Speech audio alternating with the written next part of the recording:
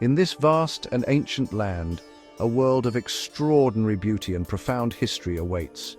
This is India, a subcontinent of staggering diversity, where every horizon reveals a new marvel, and every landscape tells a story millions of years in the making. From the snow-capped peaks of the Himalayas to the sun-drenched shores of the Indian Ocean, this is a realm where nature and humanity have converged to create something truly unique. It is a place of vibrant color, deep spirituality, and breathtaking spectacle, a living, breathing testament to the enduring power of creation and culture. Join me now as we embark on a remarkable journey. Together, we will traverse this incredible country, exploring 15 of its most breathtaking and unforgettable places. We will witness architectural masterpieces that defy time, delve into spiritual sanctuaries that have drawn pilgrims for millennia, and venture into wild domains where nature's grandest dramas unfold. This is not merely a tour, it is an immersion, an exploration of the very soul of India, a land of endless discovery. Prepare to be captivated, to be moved, and to be inspired. Our expedition begins now into the heart of a world where ancient traditions thrive alongside modern life, and where every corner holds a new wonder. We will see the ingenuity of humankind and the raw, untamed beauty of the natural world, woven together into a single magnificent tapestry. Let us step into this world and discover the wonders of India for ourselves. Our journey begins here, in Agra, before a monument that is not merely built, but composed like a poem in stone. This is the Taj Mahal, an elegy of white marble. It was born from an emperor's grief, a promise to his beloved queen, Mumtaz Mahal. For over 2 decades, 20,000 artisans toiled, their hands shaping this vision of paradise on earth. The structure rises with an almost ethereal grace, its great dome seeming to float against the sky, a perfect teardrop on the cheek of time. It is a testament to an eternal love, its story whispered in every intricate inlay and every perfectly symmetrical line. Observe the way the light plays upon its surfaces. At dawn it blushes with a soft, rosy hue, as if awakening from a long slumber. Under the midday sun, it gleams with a brilliant, almost blinding whiteness, and as dusk descends, it absorbs the golden and purple shades of the twilight sky, becoming a silhouette against the fading light. This changing character is part of its magic, a daily performance that has captivated onlookers for nearly 400 years. The 4 minarets that frame the mausoleum lean slightly outwards, a subtle architectural genius designed to protect the main tomb in the event of an earthquake. But its beauty is not just in its grand scale, it is in the details. Look closer, and you will see the pietra dura, a masterful inlay technique using semi-precious stones. Carnelian, lapis lazuli, jade, and turquoise are meticulously cut and fitted to form intricate floral patterns and calligraphy from the Quran. These are not merely decorations, they are blossoms in a celestial garden, verses of divine praise, each element contributing to the mausoleum's symbolic representation of a heavenly abode. The Taj Mahal is more than a building. It is the culmination of an artistic tradition, a symbol of a nation, and a profound expression of the human heart. We travel now to the banks of a river held sacred by 1 billion souls. This is Varanasi, one of the oldest continuously inhabited cities on Earth. It is a place that exists outside of conventional time, where the cycles of life, death, and rebirth are played out daily on the Ghats, the long series of steps leading down to the holy waters of the Ganges. For millennia, pilgrims have come here to cleanse themselves of sin, to perform ancient rituals, and to seek moksha, liberation from the cycle of reincarnation. The air is thick with the scent of incense, the sound of temple bells, and the murmur of prayers. The city awakens before the sun. In the pre-dawn light, the Ghats begin to stir with activity. Yogis practice their asanas, families make offerings to the river, and priests prepare for the morning aarti, a ritual of fire and worship. As the sun rises, it illuminates a scene of incredible spiritual intensity. Boats glide silently along the water, carrying visitors who watch this timeless spectacle unfold. Here, life is lived in full view, raw and unfiltered. It is a place that can be overwhelming to the senses, yet it possesses a profound and undeniable sense of peace. As evening approaches, the city prepares for the Ganga Aarti ceremony, a visual and auditory symphony. Priests in saffron robes ascend platforms on the Dashashwamedh Ghat, wielding large multi-tiered candelabras of fire. To the rhythmic chanting of hymns and the clang of cymbals, they offer the flames to Mother Ganga. The river, which has witnessed the dawn of civilizations, now reflects the light of thousands of flickering lamps set afloat by the faithful. It is a powerful, hypnotic display, a daily reaffirmation of faith that connects the present moment to a history stretching back into the mists of antiquity. From the spiritual heart of India, we journey west into the desert state of Rajasthan, to a city painted in the colors of a sunset. This is Jaipur, the Pink City. The distinctive terracotta hue was first applied in 1876 to welcome the Prince of Wales, and the tradition has endured, lending the old city a unique and cohesive charm. At its heart stands the magnificent city palace, a sprawling complex of courtyards, gardens and buildings that still serves as a home for Jaipur's royal family. It is a splendid fusion of Rajput and Mughal architectural styles, a living museum of a regal past. Dominating the city's skyline is the Hawa Mahal, the Palace of Winds. This is not a palace in the traditional sense, but rather an extraordinary facade, a 5-story screen of honeycomb-like windows. It was built so that the royal women who lived in strict purdah could observe the daily life and processions of the city streets without being seen themselves. Each of the 953 small windows, or jarakas, is intricately carved, allowing cool breezes to flow through, making it a masterpiece of climate-sensitive design. It stands as a symbol of both the constraints and the ingenuity of a bygone era. Beyond the palace walls, Jaipur is a city of vibrant life. Its bazaars are a sensory explosion, overflowing with handcrafted textiles, exquisite jewelry, fragrant spices, and the famous blue pottery. The sounds of artisans at work, the chatter of merchants, and the kaleidoscope of colors create an intoxicating atmosphere. High above the city, perched on a rugged hilltop, the imposing Amer Fort stands guard. Its massive ramparts and series of gates lead to opulent palaces within. To explore Jaipur is to step into a storybook of Maharajas and queens, of martial prowess and artistic refinement, a city where every stone seems to tell a tale of valor and romance. We now move south to a world of serene water and verdant green. This is the Kerala Backwaters, a vast network of interconnected lakes, canals and lagoons that stretches parallel to the Arabian Sea coast. Here, life moves at a different pace, dictated by the gentle currents of the water. This intricate lacework of waterways forms a unique ecosystem, a tranquil haven that is both a thoroughfare and a home for countless communities. The landscape is a lush tapestry of emerald rice paddies, dense coconut groves, and swaying palms. The traditional way to experience this world is aboard a ketuvalam, a converted rice barge. These houseboats, crafted from local wood and coir rope without a single nail, glide silently through the narrow channels. From the deck, one can observe a way of life that has remained unchanged for centuries. Fishermen cast their nets, children wave from the banks, and villagers go about their daily chores, all connected by the liquid highways that define their existence. The air is filled with the sounds of nature, the call of a kingfisher, the rustle of palm fronds, the gentle lapping of water against the hull. This aquatic realm is not just a scenic wonder, it is a delicate and productive ecosystem. The backwaters support a rich biodiversity.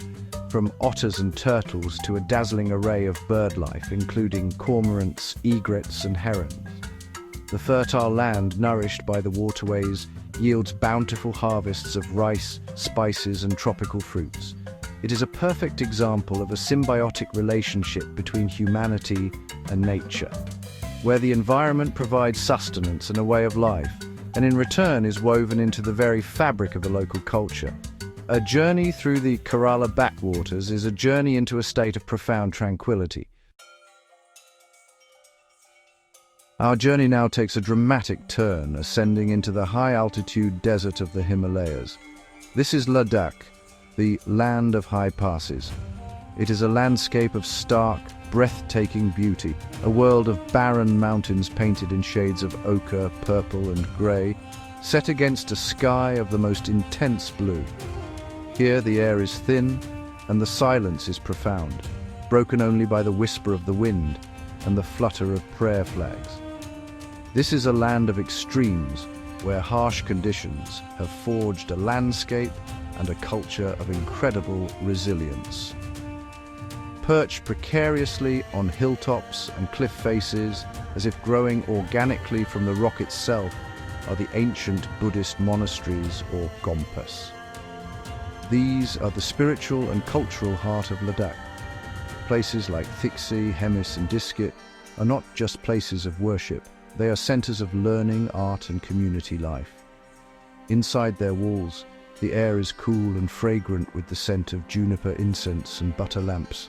Murals depicting deities and mandalas cover the walls, and the deep, resonant chanting of monks seems to vibrate through the very stones, a sound that has echoed through these valleys for over 1,000 years. The landscape itself is a geological marvel. The mighty Indus and Zanskar rivers have carved deep gorges through the mountains, their turquoise waters a stark contrast to the arid terrain. The high-altitude Pangong Lake, a vast expanse of saltwater stretching into Tibet, changes color throughout the day, shifting from azure to green to gray. To travel through Ladakh is to feel humbled by the sheer scale and power of nature. It is a journey that challenges the body but nourishes the soul, offering a glimpse into a world of immense serenity and profound spiritual depth, a true kingdom in the clouds. We travel now to the western edge of India, to the state of Gujarat, to witness a truly surreal landscape. This is the Rann of Kutch, a vast expanse of salt marsh that for much of the year lies submerged. But as the waters recede after the monsoon, a remarkable transformation occurs. The land dries into a seemingly endless plain of white, crystalline salt, stretching as far as the eye can see. Under the harsh sun, it glitters and shimmers, creating mirages on the horizon. It feels like another planet, a desolate yet captivating wilderness of white. This seemingly barren land is, for a few months each year, the stage for a spectacular celebration of life and culture. This is the Rann Utsav, a festival that brings the desert to vibrant life. A temporary city of tents emerges, and the white canvas of the salt desert is splashed with the brilliant colors of Kutchi culture. The air fills with the sounds of folk music, the sight of dancers in traditional attire adorned with intricate mirrorwork, and the aromas of local cuisine. It is a testament to the human spirit's ability to create joy and community in even the most inhospitable of environments. The full magic of the Rann of Kutch is revealed under the light of the full moon.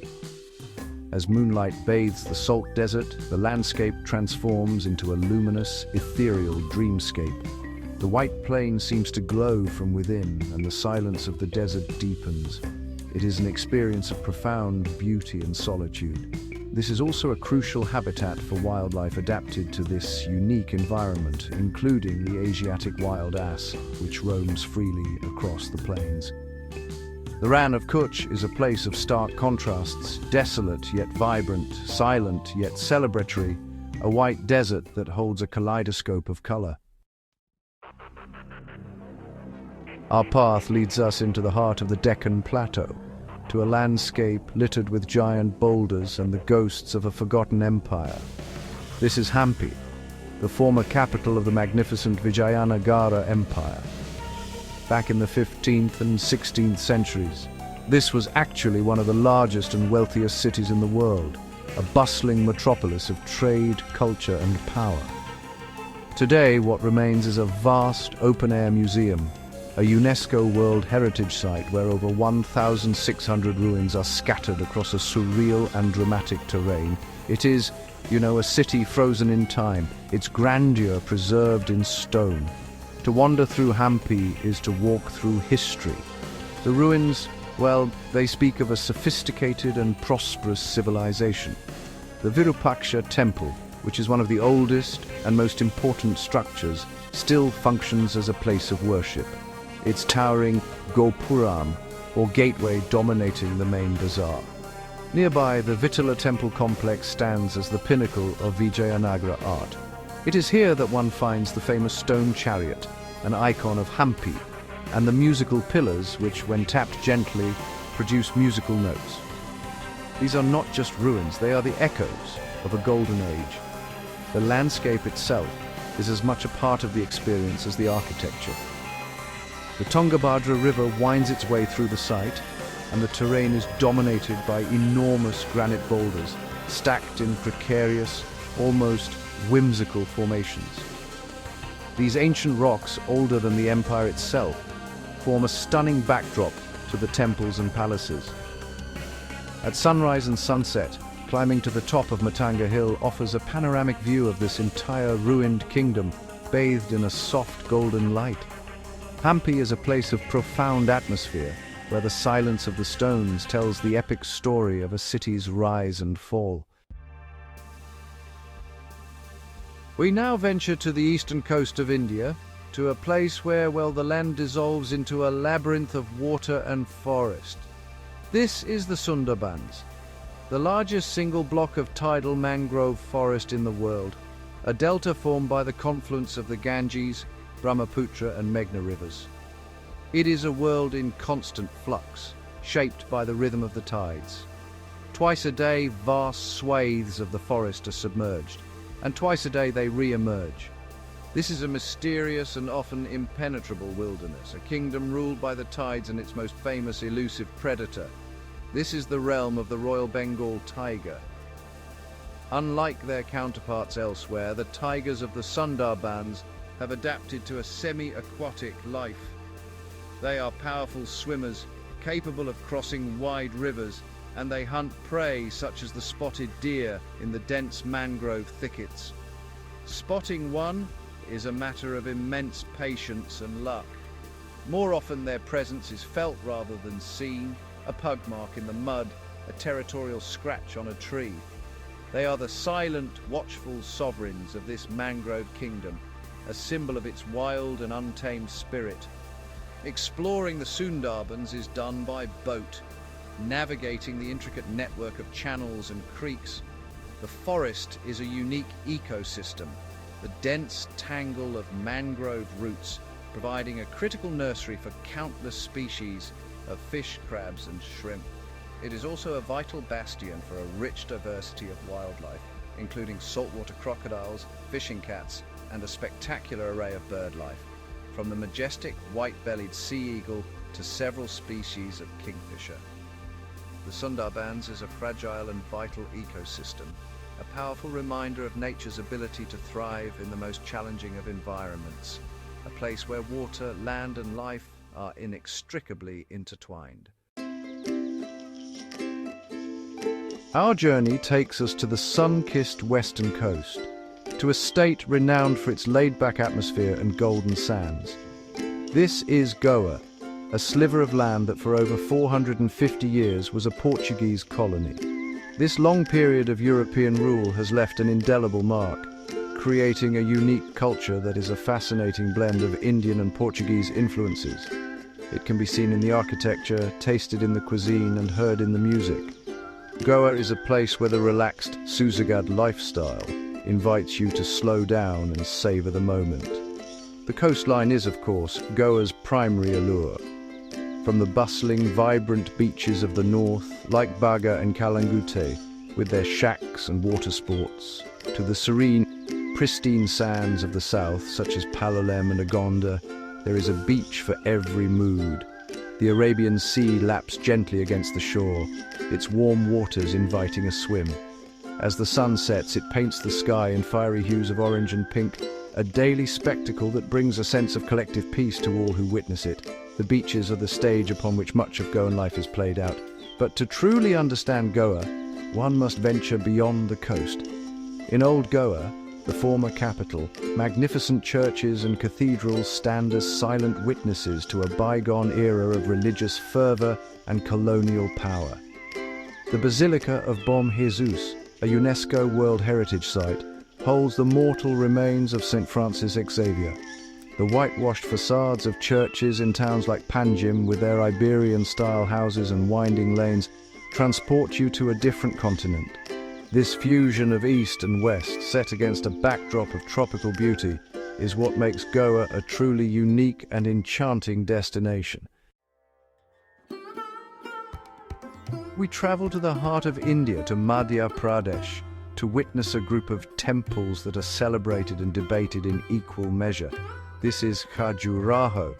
Built by the Chandela dynasty between the 10th and 12th centuries, these temples are masterpieces of Indian art and architecture. Originally a complex of over 80 temples, today around 25 remain, standing in serene clusters amidst manicured lawns.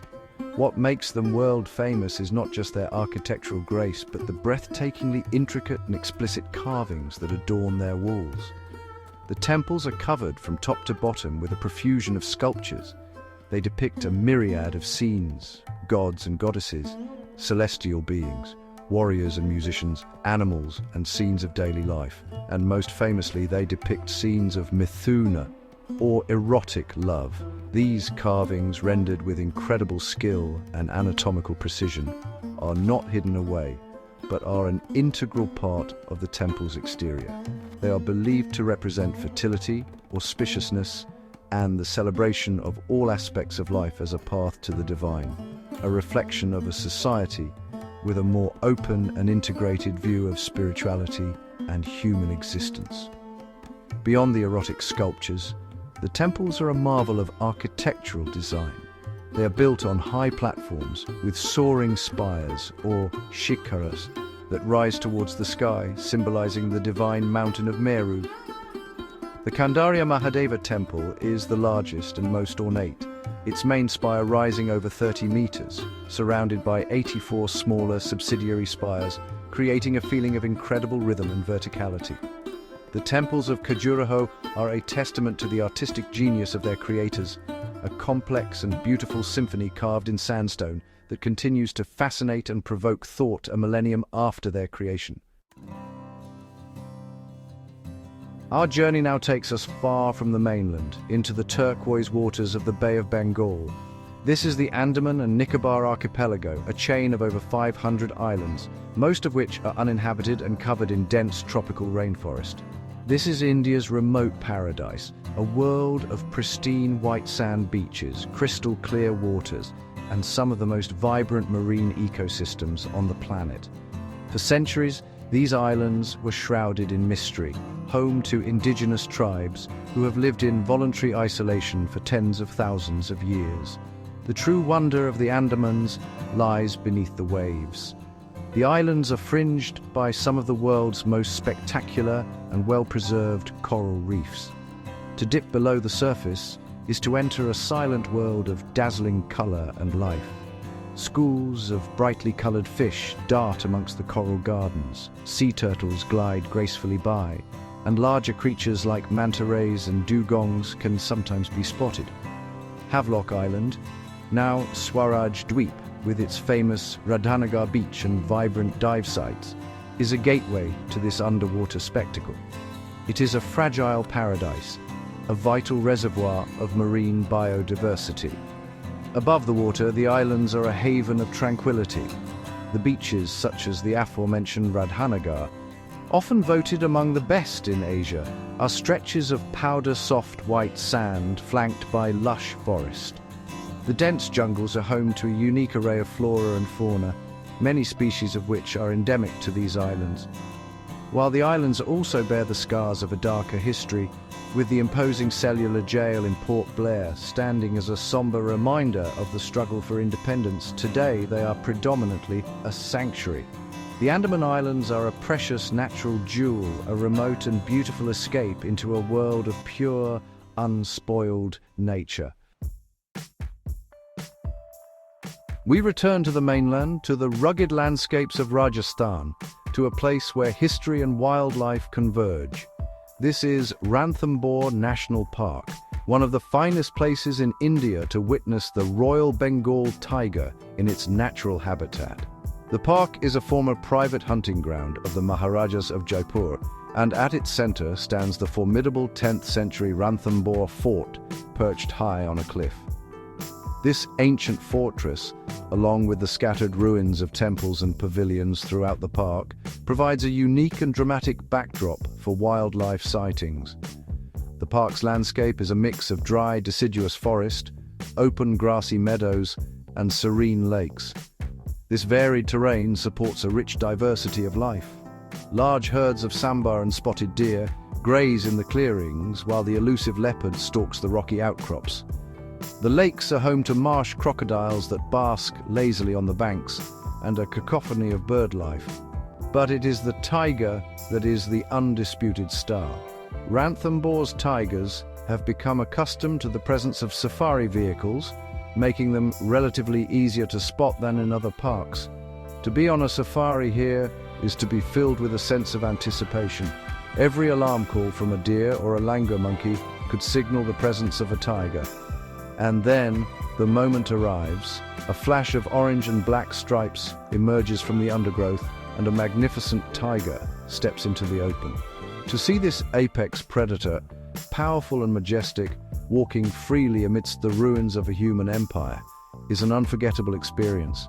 It is a powerful reminder of the importance of conservation, a glimpse into a wild India where nature has reclaimed its territory, creating a kingdom where the tiger reigns supreme. Our journey takes us north to the state of Punjab, to a city that is the spiritual center of the Sikh faith. This is Amritsar, and at its heart is a place of breathtaking beauty and profound tranquility. The Harmandir Sahib, more famously known as the Golden Temple. It appears to float in the center of a large sacred pool known as the Amrit Sarovar, or Pool of Nectar, from which the city gets its name. The upper floors of the temple are covered in pure gold leaf, which gleams in the sun and glows under floodlights at night, creating an image of ethereal splendor. The temple is a symbol of openness and equality.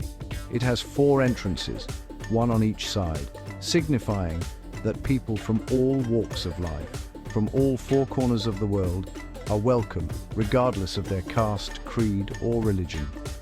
As you walk the marble parikrama, or walkway that encircles the sacred pool, the air is filled with the continuous melodic sound of Gurbani, the sacred hymns being recited inside the temple. The atmosphere is one of deep reverence and peace, a palpable sense of community and devotion that touches every visitor.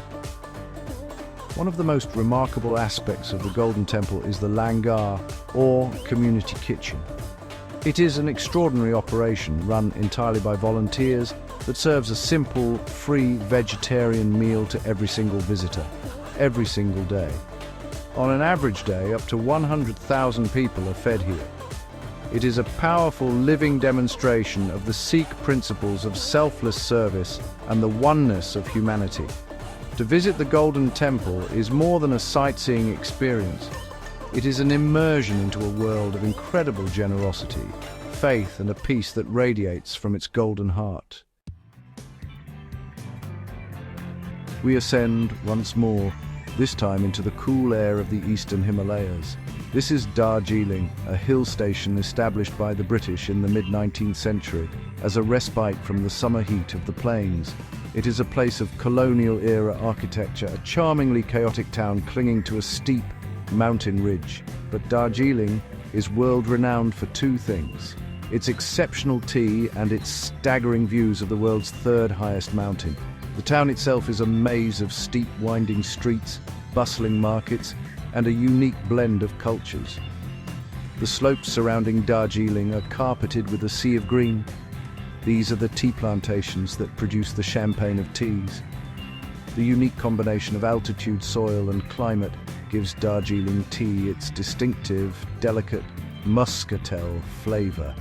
To walk through a tea garden, watching the pluckers deftly pick the 2 leaves and a bud, and to visit a factory to witness the withering, rolling, and firing processes is to understand the artistry behind this famous beverage. The plantations are the lifeblood of the region, a landscape of serene, manicured beauty. On a clear morning, Darjeeling offers one of the most sublime spectacles on Earth. From viewpoints like Tiger Hill, as the first rays of sun strike the horizon, the colossal massif of Kangchenjunga and its neighboring peaks are illuminated. They appear to float above the clouds, first blushing pink, then turning a brilliant gold and finally a stark white against the blue sky. It is a view that has inspired awe and wonder for generations. Another iconic experience is a ride on the Darjeeling Himalayan Railway, the toy train, a UNESCO World Heritage Site whose tiny steam engine chugs its way up the mountain, offering a nostalgic journey back in time. For our final wonder, we travel to the ancient city of Madurai in Tamil Nadu, a city planned and built around its sacred center. This is the Meenakshi Amman Temple, a colossal and bewilderingly complex structure dedicated to the goddess Meenakshi and her consort Sundareswara. This is not just a monument, it is a living, breathing organism, a city within a city that throbs with a constant, vibrant energy of devotion. The temple complex is a masterpiece of Dravidian architecture, a sprawling labyrinth of halls, shrines, and courtyards that has been a center of Tamil culture and learning for centuries. The most striking features of the temple are its 14 gopurams, or gateway towers, which soar into the sky, visible from all over the city. These towers are covered from top to bottom with a riot of brightly painted sculptures, an estimated 33,000 of them. They depict an entire pantheon of gods, goddesses, demons, and mythical creatures in a dazzling, almost overwhelming display of color and form. Each gopuram is a storybook in stucco, a visual encyclopedia of Hindu mythology that draws the eye ever upward towards the heavens. Inside the temple, the atmosphere is electric. The air is thick with the scent of jasmine, camphor, and incense. Pilgrims move through the dimly lit corridors, their chants and prayers echoing off the ancient stones. One of the most remarkable features is the Hall of 1,000 Pillars. In reality, there are 985, each one intricately carved with different figures. The temple is a sensory and spiritual culmination of our journey, a place where art, architecture, and faith merge into an unforgettable, living spectacle. It is a fitting testament to the incredible depth and diversity of India's spiritual heritage.